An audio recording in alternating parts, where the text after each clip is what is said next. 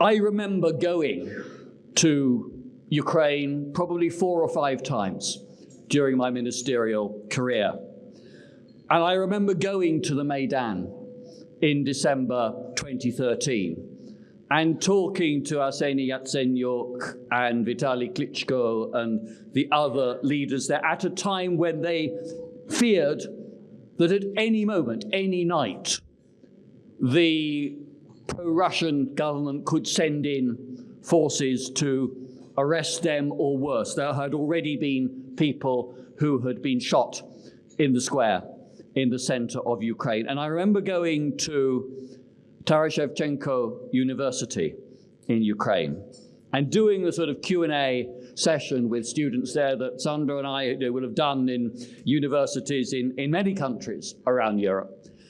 And what struck me is that here in Ukraine, which sort of on the mental map of people in the UK would have been seen as sort of a long, long way away, this place sort of somewhere, out east, these were young men and women who had the same ambitions and aspirations for the future of their country that you would have found talking to young men and women in a university here in the UK, or in France, or in Italy, or in Germany, or in Poland, or in Sweden, or in Denmark, or in any other European country. And the way in which that and the struggle of the people in the Maidan brought home to me the European-ness of the people of Ukraine and Ukraine's importance as a new European democracy is why I think this is so important today, because what we are seeing is a determined attempt from Putin to try to roll back democracy and liberalism and the rule of law across Europe as a whole. We see it at its most stark in Ukraine and in Georgia, but we see it also in the attempts at subversion in Moldova, in Romania, in Montenegro, in North Macedonia, in Bosnia-Herzegovina, and let's be honest, in countries further west as well, where it's the checkbook or the brown envelope stuffed with banknotes rather than the armed aggression that is to the fore. Or you look at what's been happening in the Baltic and in the North Sea approaches with the threats to energy interconnectors and to subsea internet cabling there. There is a very determined attempt to subvert our security, and we need to respond to that with vigor and with determination. And that, in my view, has to be at the heart of the reset between the United Kingdom and the European Union. I think it is enormously important for the credibility of every European democracy as an enterprise, that those talks on an enhanced, deep security and defense partnership succeed. Maybe we won't get all the detail filled in the first iteration, but the futures of our children and grandchildren, I think, depend upon those talks and what then follows. Because not only is the threat that we face from Moscow real, but we are living, in my judgment, at the end of an 80-year period in our history, which began on the 11th of December 1941, when Hitler declared war on the United States of America. And since then, we have been able to look to the United States as the ultimate guarantor of Europe's security, as the country with enormous power and wealth and the willingness to use it in the defense of the rule of law, democratic institutions, and human rights globally, and particularly for the defense of our own continent against tyranny. And I think we are now witnessing the end of that period. We've had plenty of warning. And it's as far back as under George W. Bush that his Defense Secretary, Robert Gates, warned Europe that European countries could not simply be complacent and assume the US would always be there to pay the bulk of their defense. We saw it under President Obama when he announced the new focus upon the Indo-Pacific. And when in the Libyan operation in 2011, he contributed a lot, but he basically said to President Sarkozy and Prime Minister Cameron, you guys have to take the political lead on this. This is not one for the United States. We saw it under President Trump in his first term. We saw it under President Biden with protectionist economic measures, and which continued very much and more effectively so, the Trump policies, and a policy towards Ukraine which was at times sluggish. I mean, I don't want to underestimate the impact of US defense and intelligence cooperation with Ukraine, but I think the Americans, like, let's be frank, Europeans too often sent stuff too late to Ukraine and not at the moment that it could have made the maximum difference to the Ukrainian army's fortunes.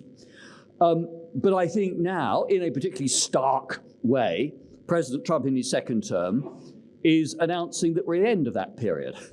And the brute reality is that European countries are in no position and will not be in the position, for perhaps a decade at least, to substitute for the American capabilities that are now essential to our defense and security. I mean, not only, and most obviously, is the vast wealth and the vast intelligence capability of the United States and its nuclear shield, but the United States impact in terms of heavy lift capability, in terms of reconnaissance, in terms of surveillance, satellite capacity, dwarf what Europe is able to do.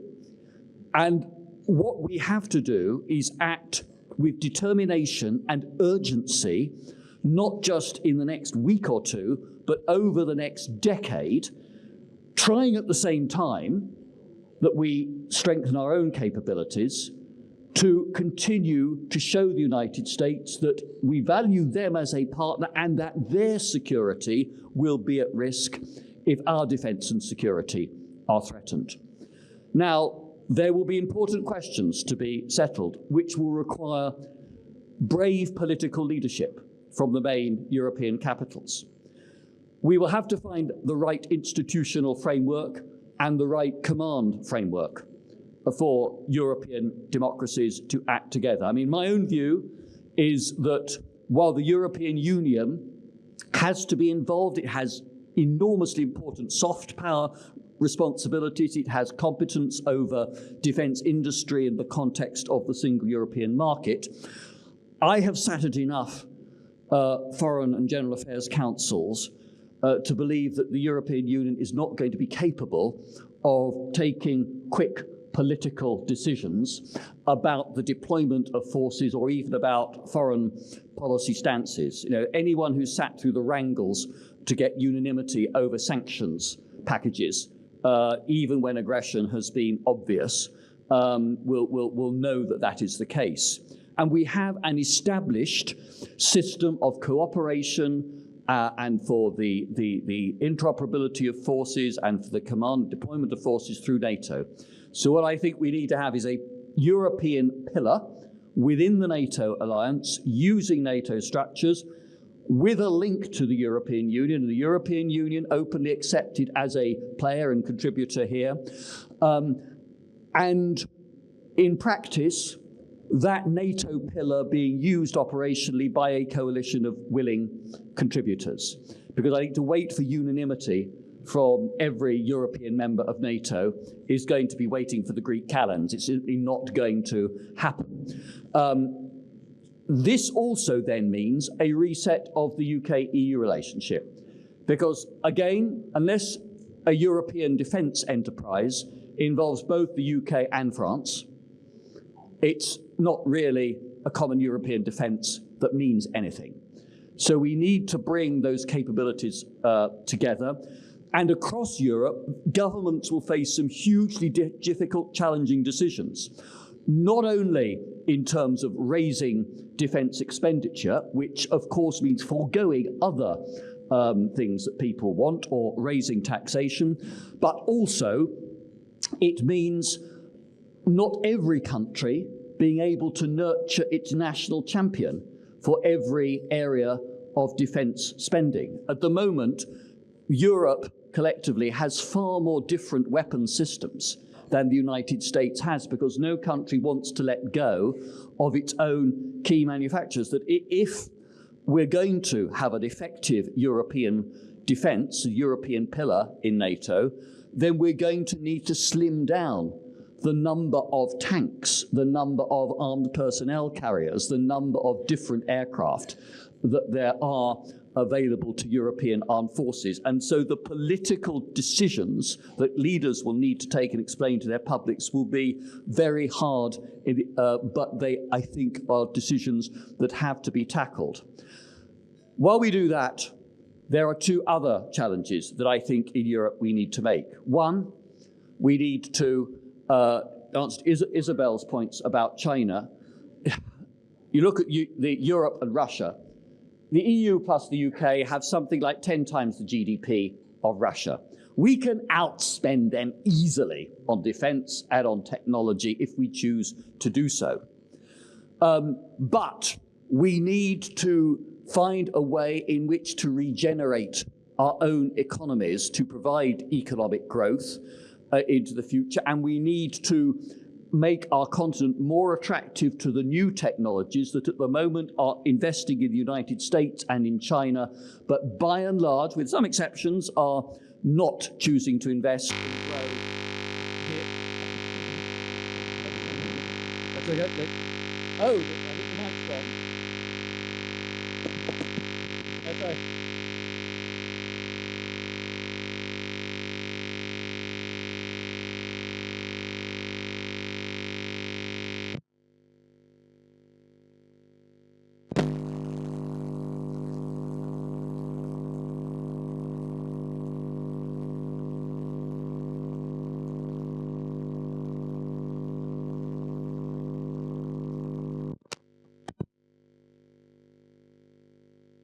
And Sergei Lavrov spoke for 25 minutes, went on and on and on, finished.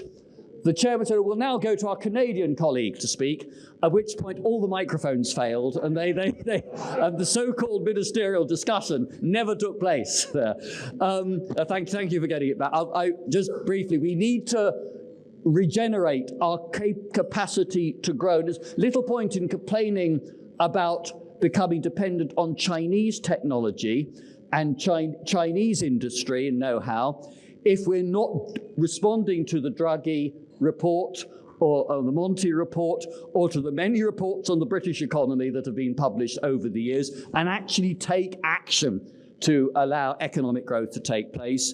And finally, we have to carry our peoples with us, both on the need for increased priority for defence and security, but also on the case for a reset and a new coming together of the relationship between the United Kingdom and the other democracies of Europe at the moment. The good news is that if you look at British opinion polls today, for the last 2 years, they have now shown 60+ % of the public saying that with hindsight, they think Brexit was a mistake or Brexit has done harm. But that is very different from saying that that is top of their list of priorities for political action, or that there'd be an automatic vote to rejoin the EU or have a particular new relationship with the EU. That case has to be made, and that case has to be won. And one of the mistakes I think was made by the government in which I served in under David Cameron was that we did not make the case early enough as to why, despite the inevitable downsides that you have in any international relationship, it was still decisively in our national interest that we should be a part of this club. And I hope that is a mistake that Keir Starmer and his team do not repeat, because I think it is really important not to hide away from the likes of Nigel Farage and the others who will be ready to criticize. It is important to go out and confront and refute the specious arguments that they make.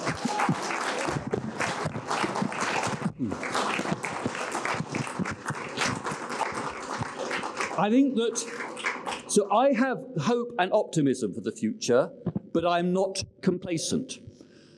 The younger generation, I think, do, for the most part, recognise what they have lost through Britain's departure from the European Union.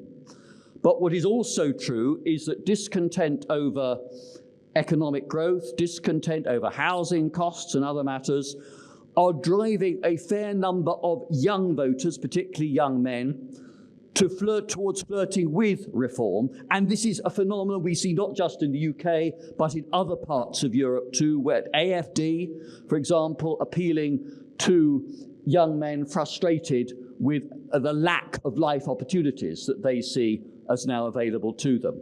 So the message to politicians has to be, get out and make the case, but at the same time, get on with the policies, deal with the difficult decisions that are going to win back public trust, do what the great political leaders have always done, which is to be upfront with people about the trade-offs that need to be made, about the reality that sometimes, and you've got to be honest about it or you won't carry the day, that there has to be some hardship, some really tough decisions in the short term, but that the plan is clear about the longer term benefits that will be accruing as a consequence of doing that in the here and now, and appeal to people for the sake of the next generation after them, because people don't like hard decisions, but they do care about the opportunity for their children and their grandchildren.